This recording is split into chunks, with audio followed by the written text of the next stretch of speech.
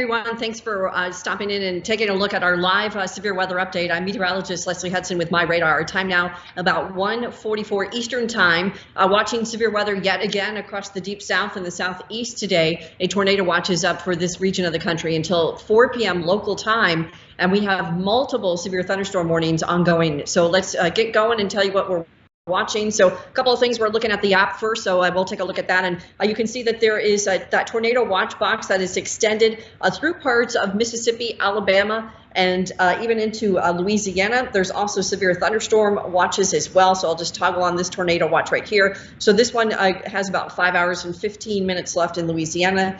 And then it extends through parts of Alabama, and then the tornado watch actually goes over through parts of Georgia, the severe thunderstorm watch goes into Georgia until 5 p.m. tonight as well. Storm Prediction Center has also upgraded the risk factor to a moderate risk, and I'm going to show you that in just a second. So let's switch gears and head over to the live radar presentation, and we'll show you what we're watching. So I've got my glasses on so I can help drive the bus a little better here. So take a look, Matt, if you want to take that full so I can take a look at some of this stuff. What we're looking at is, again, a line of severe weather that extends from Louisiana up into southern Arkansas, over into extreme western Mississippi, and that's going to be the area at least of the imminent concern for these next couple of hours. So here, let me zoom in real quick. We'll take a quick peek, and very, very heavy rain is another factor that could be a concern with these storms. So not only do we have the risk for hail, high wind, and maybe even short-lived tornadoes, but also that risk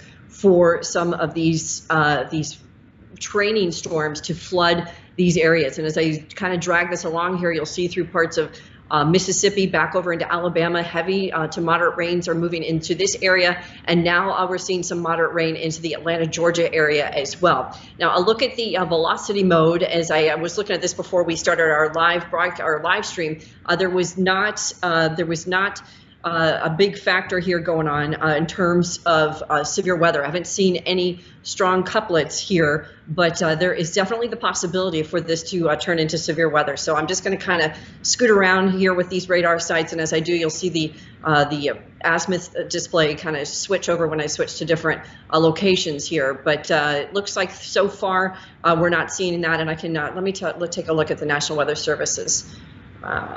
Yeah, there is currently no tornado warnings ongoing, but there's about a dozen severe thunderstorm warnings ongoing right now. So it's incredible how many we have. Let's see, 1, 2, 3, 4, 5, 6, 7, 8, 9, 10, 11 current severe thunderstorm warnings that go from Louisiana through Mississippi back over into parts of Georgia as well. So expect it to be a fairly busy day today. It's been severe weather. It's been very busy the last couple of weeks, and really most of this month it's been busy. We've had a lot of severe weather that we've been having to deal with in these months. Of course, it's storm season. This is not unusual, but it seems exceedingly busy. The month of March was very busy. April has been a busy month as well, and it looks like May is going to be no exception. So here's the broader perspective, kind of gives you the lay of the land here, and you can see where those severe thunderstorms are. Again, they're that little brighter yellow that you see. The more mustard colored yellow is the watches.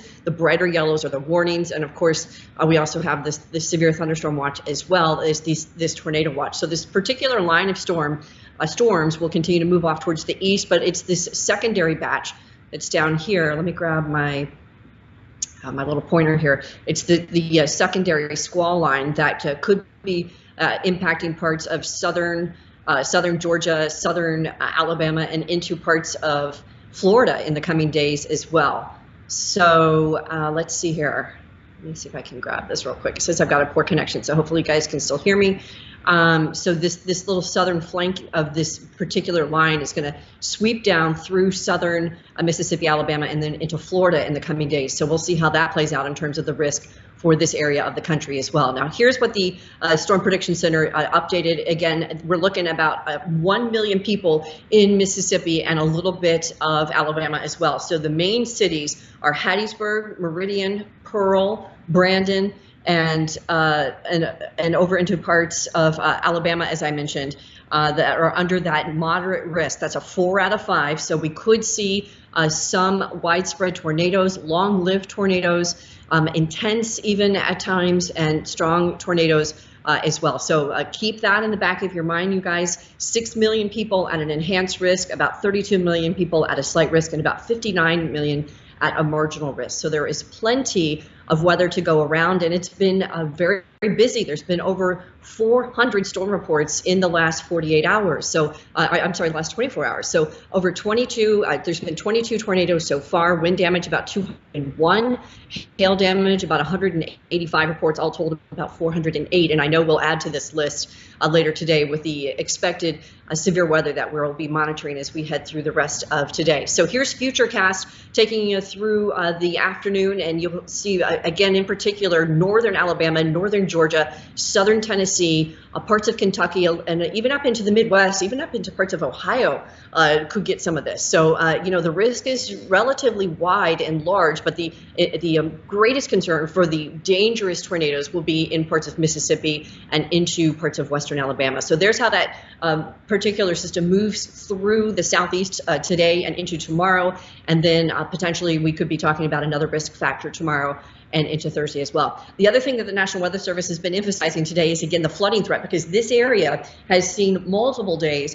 of weather already. They've had severe weather in this area for the last 3 to 4 days. So the risk for flash flooding is much greater because the ground is already saturated. It's not going to be able to absorb the rain as quickly. Ponding on roadways will be very common. So again, those two particular states, Mississippi and Alabama, a little bit of Louisiana, under that 3 to 5 inch risk of flooding. And I do think we could see some of that flash flooding concerns as we head into today. Now, where do we look for severe weather climatologically in the month of May? Well, this is where we look in the Central Plains. You know, this is what's been called Tornado Alley for many decades, but a lot of researchers and scientists have tried to steer away from that moniker over the Central Plains because so much of the Southeast now in play in severe storm season. So this is still an area that has a more likelihood of developing those long-lived tornadoes. We saw Aaron Jack chasing those yesterday, and over the last week or so, he got some incredible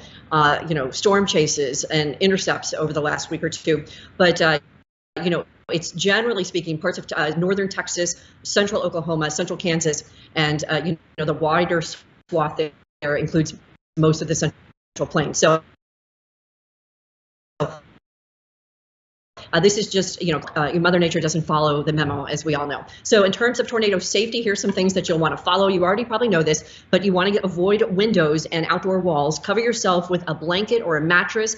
Putting a bike helmet on is a great way to keep your head safe. The safest place is to be in your basement if you have one. We're here in Florida in MyRadar, so we don't have basements, but we do have interior rooms. We do have interior bathrooms. So head into an interior bathroom, interior hallway, if you are issued a tornado warning, because you have to act quickly, and you need to have at least 2 forms of a way to get your alerting system. So that would mean your MyRadar app, have your notifications turned on. Make sure that you don't have your Do Not Disturb toggled on. Also make sure that you have, if you haven't invested in a NOAA weather radio, they're about $20 at the large box stores. You may even be able to get them cheaper on on some of the online stores as well. So they are a lifesaver for people that lose power, that lose internet connection, that lose ability to phone. So if you have the batteries in them and they're charged, you will have a way to get. So Matt says we're losing a little bit of my signal. So I think I'm going to take this off before we have too many Wi-Fi issues. Just some housekeeping notes for you guys. We headed into the studio here shortly. We'll be doing a live update at 5 p.m. Also tracking the weather throughout the day today with all the severe weather updates, and of course throughout this evening as weather permits. All right, you guys, that's going to do it for now. I'm Chief Meteorologist Leslie Hudson from MyRadar. Stay safe, and we'll have more in a couple hours.